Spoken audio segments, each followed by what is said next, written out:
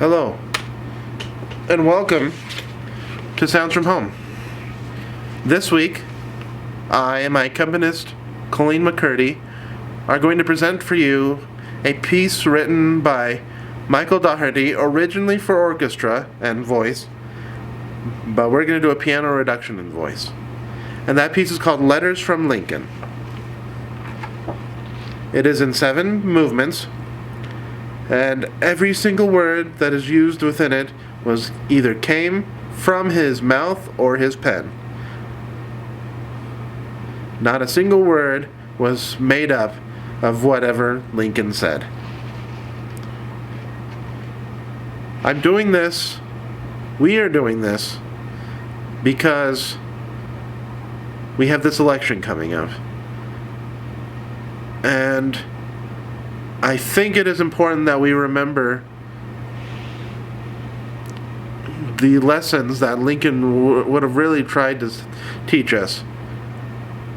Too often I see both sides of the political spectrum trying to pull Lincoln one way or the other. And I don't think that's fair to try and put those sorts of words or thoughts into his legacy. He's not around to say one way or the other what he would think of today's world. But I think using the words that he already has in here, I can say one thing. And that would be, he would want us to pull ourselves together to work at the hard tasks before us of love, even as we argue amongst those who disagree with us, or even we might even consider our enemy. And those who we consider our enemies must be only those who would oppress or use violence against us. We must not assume that the other side of the political spectrum is just blindly going to start using violence against us, or else all sense of decency is lost. It is so easy to live in fear and hate and anger. It is much, much harder, much more difficult to live in love. So that's what I'm hoping you will be inspired to do from this piece today. The first movement is called Lincoln's Funeral Train, and it's very atmospheric, very short, but it brings to mind what the feeling must have been like to see the train of that great leader with his body going past.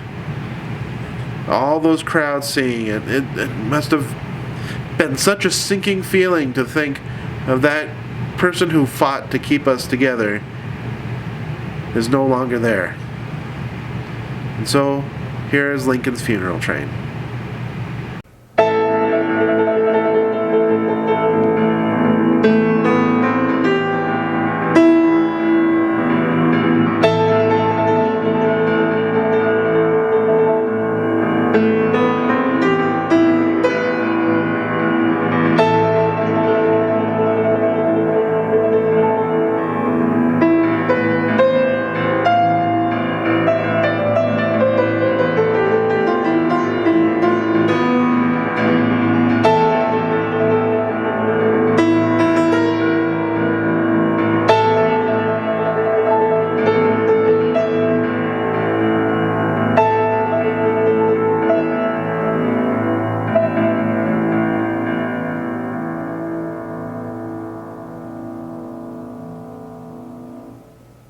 For the rest of the movements, I will be reading what the words are within them before the piece starts, just so you can get a sense of it in case I don't enunciate as I'm singing. So this second movement is called Autobiography. And he says, I was born February 12th, 1809, in Kentucky. I am in height 6 feet 4 inches, weighing on an average 180 pounds.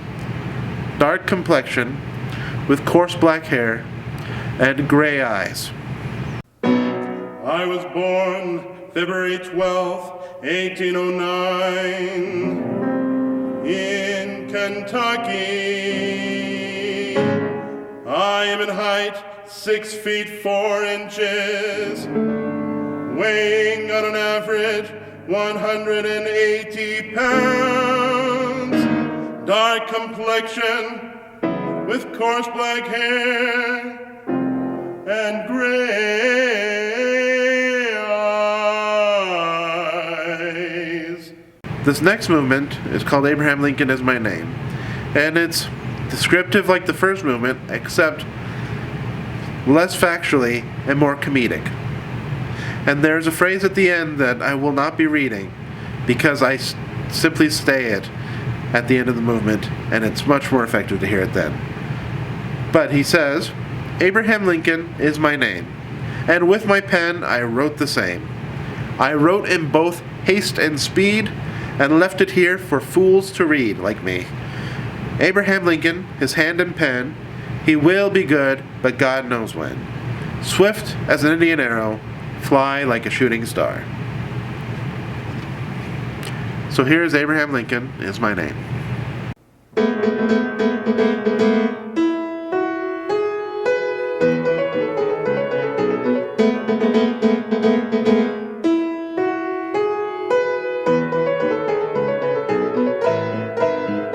Abraham Lincoln is my name, and with my pen I wrote the same.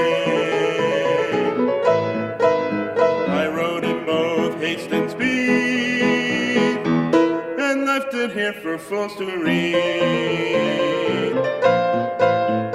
Abraham Lincoln, his hand and pen, he will be good, but God knows when. Swift as an Indian arrow, flying like a shooting star. Swift as an Indian arrow, flying like a shooting star. Abraham Lincoln is my name, and with my pen I wrote the same. I wrote in both haste and speed, and left it here for fools to read. Abraham Lincoln, his hand and pen, he will be good, but God knows when. God knows when. God knows when. God knows. God knows. If I were two-faced, would I be wearing this one?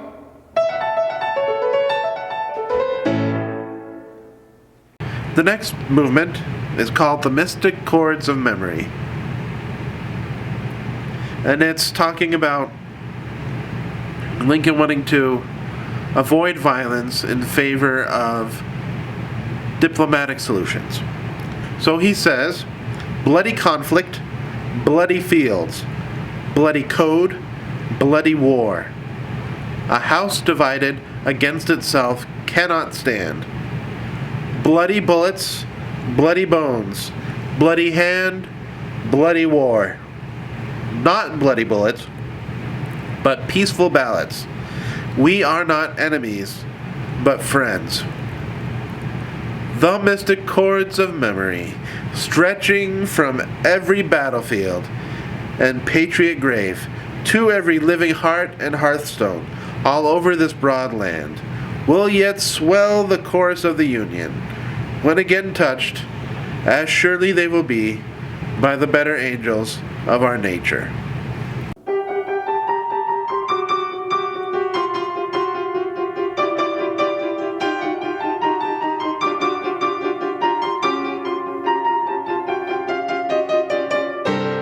Bloody conflict, bloody fields, bloody code, bloody war. A house divided against itself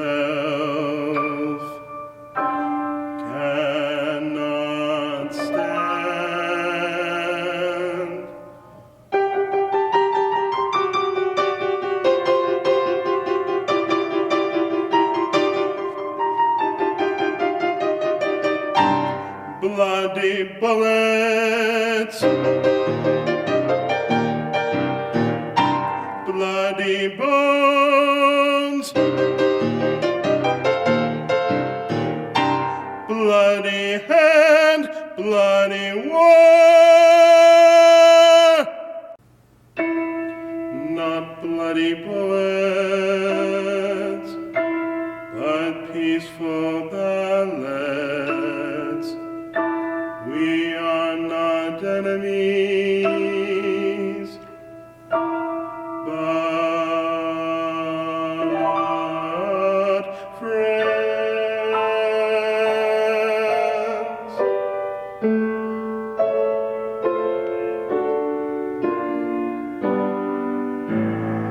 The mystic chords of memory stretching from every battlefield to every living heart all over this broad land.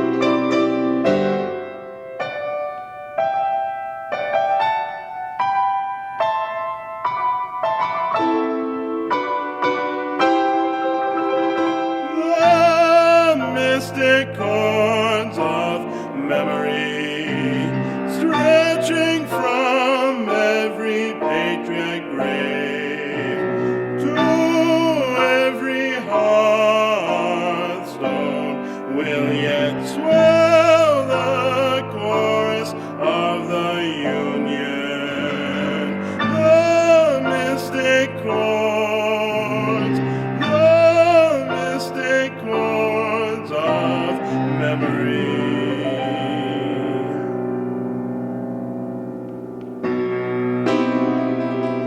When again touched, and surely they will be by the bitter angels of a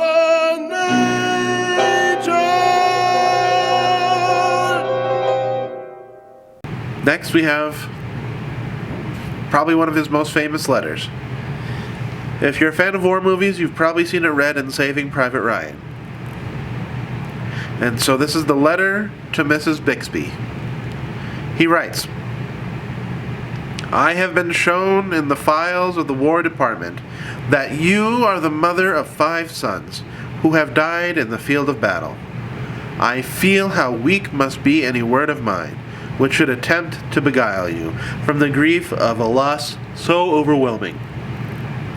I pray that our Heavenly Father may assuage the anguish of your bereavement, and leave you only the cherished memory of the loved and lost, and the solemn pride that must be yours to have laid so costly a sacrifice upon the altar of freedom. Yours, very sincerely and respectfully, Abraham Lincoln.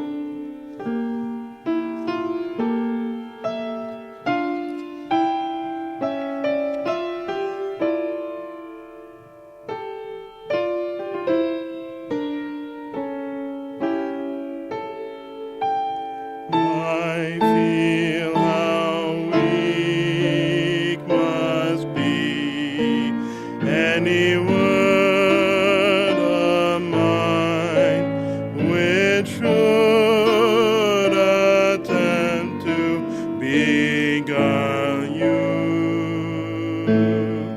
from the grief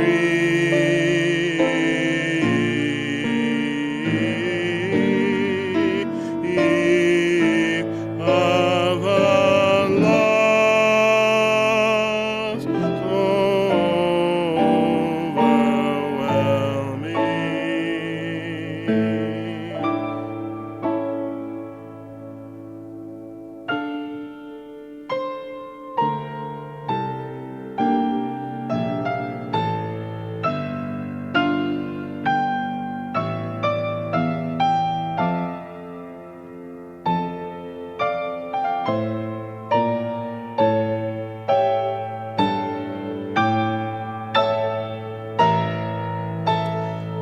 I pray that our Heavenly Father may assuage the anguish of your bereavement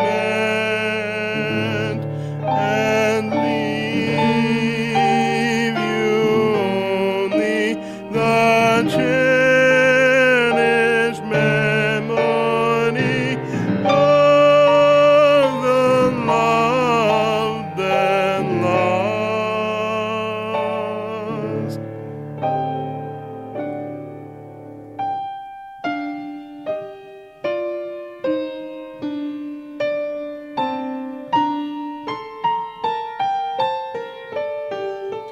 And the solemn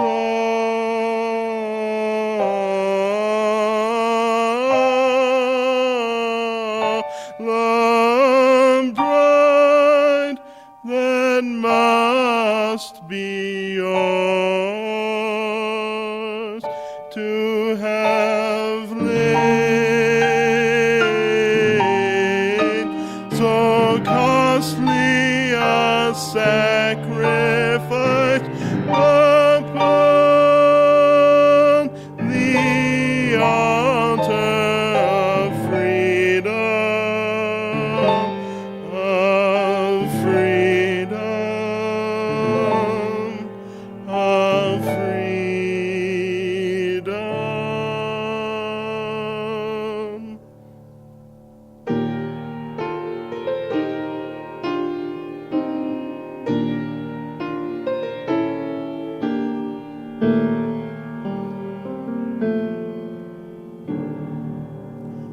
Yours very sincerely and respectfully,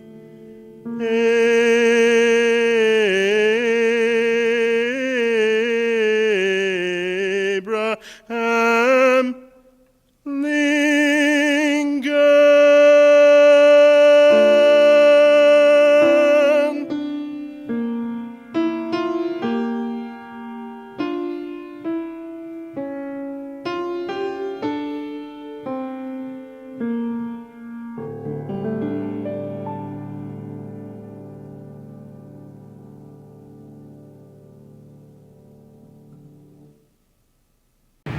Mrs. Lincoln's Music Box is next, and it's a very odd movement, but it's wonderful, and it breaks up the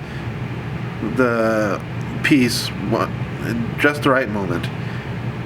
It is talking about a telegram that Lincoln sent to Mrs. Lincoln. The telegram says, "I think you better put Tad's pistol away. I had an ugly dream about him." So you get the sense in the piece, the movement, of the ugly dream. It's jarring. There's the sound of the bugles charging. So either Tad is considering going to war and Lincoln's trying to stop him, or he's afraid something bad is going to happen with the pistol. Either way, his dream is very militant, very warlike. And so here's Mrs. Lincoln's Music Box.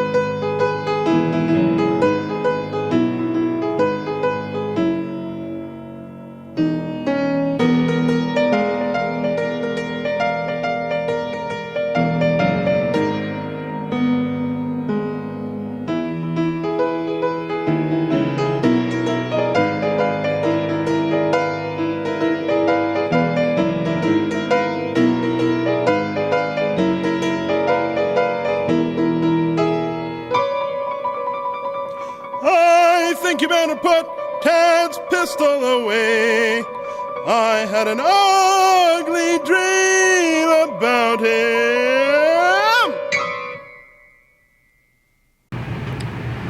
Finally, no piece about Lincoln can be complete without the Gettysburg Address. In case you have not memorized it, here is 7 years ago. Our fathers brought forth on this continent a new nation, conceived in liberty, and dedicated to the proposition that all men are created equal. Now we are engaged in a great civil war, testing whether that nation, or any nation, so conceived and so dedicated, can long endure. We are met on a great battlefield of that war.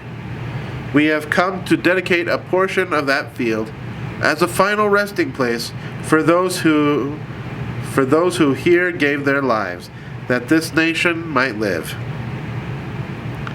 It is altogether fitting and proper that we should do this. But, in a larger sense, we cannot dedicate, we cannot consecrate, we cannot hallow this ground. The brave men, living and dead, who struggled here, have consecrated it far above our poor power to add or detract. The world will little note, nor long remember what we say here, but it can never forget what they did here. It is for us the living, rather, to be dedicated here to the unfinished work which they who fought here have thus far so nobly advanced. It is rather for us to be here dedicated to the great task remaining before us, that from these honored dead we take increased devotion to that cause for which they gave the last full measure of devotion, that we here highly resolve that these dead shall not have died in vain, that this nation, under God, shall have a new birth of freedom, and that government of the people, by the people, for the people, shall not perish from the earth. So here's the Gettysburg Address.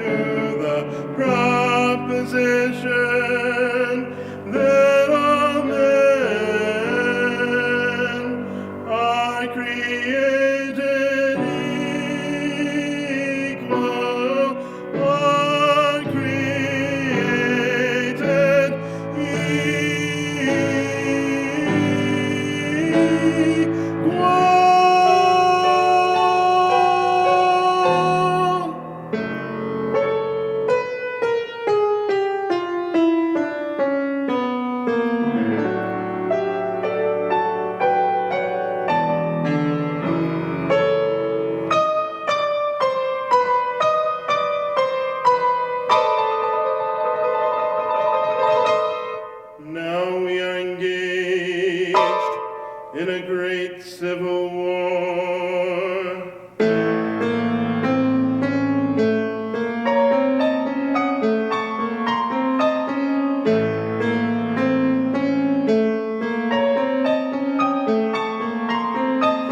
Testing whether that nation or any nation so conceived and so dedicated can long endure.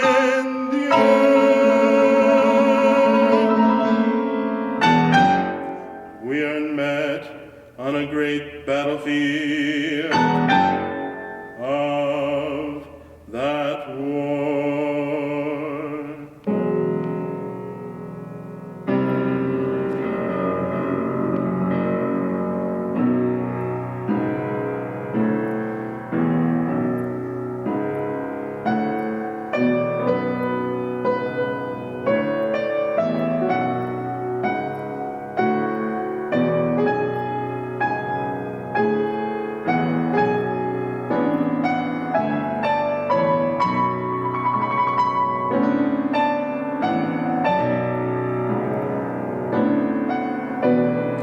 We have come to dedicate a portion of that field as a final resting place for those who here gave their lives, that the nation might live. It is altogether fitting and proper that we should do this.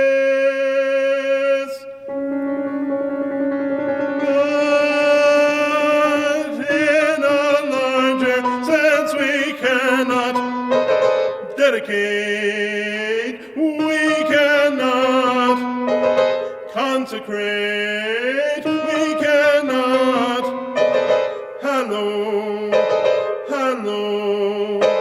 this ground.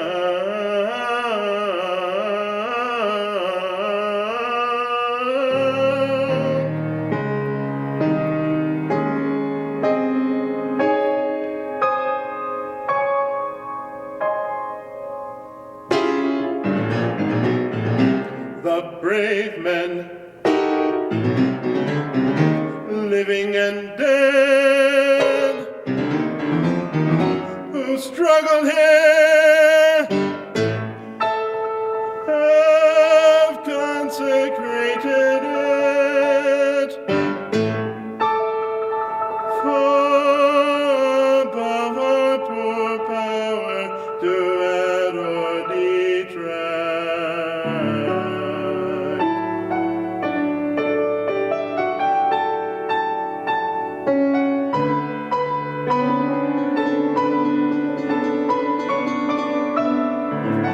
The world will little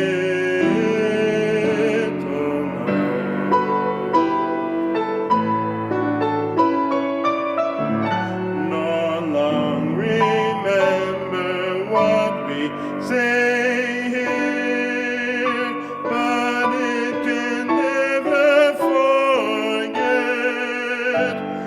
what they did here.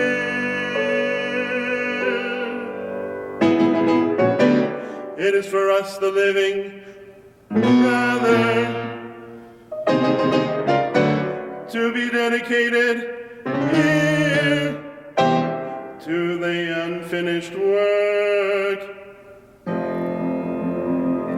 which they who fought here have thus far so nobly advanced.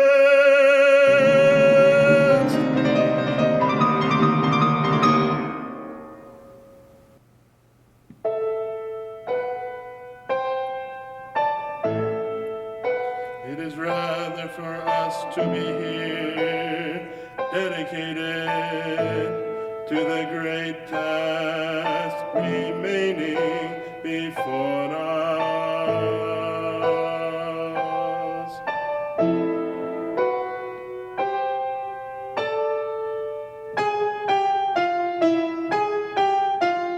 That from these honored dead we take increased devotion to that cause for which they gave the last full measure of devotion.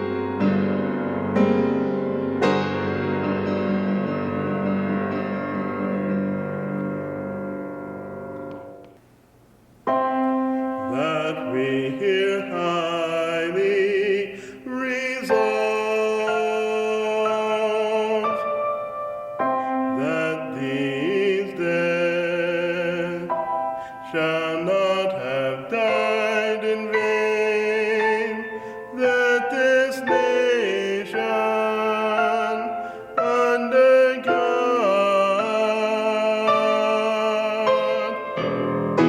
shall have a new birth of freedom, and that government of the people, by the people, for the people, shall not perish from the earth, the earth,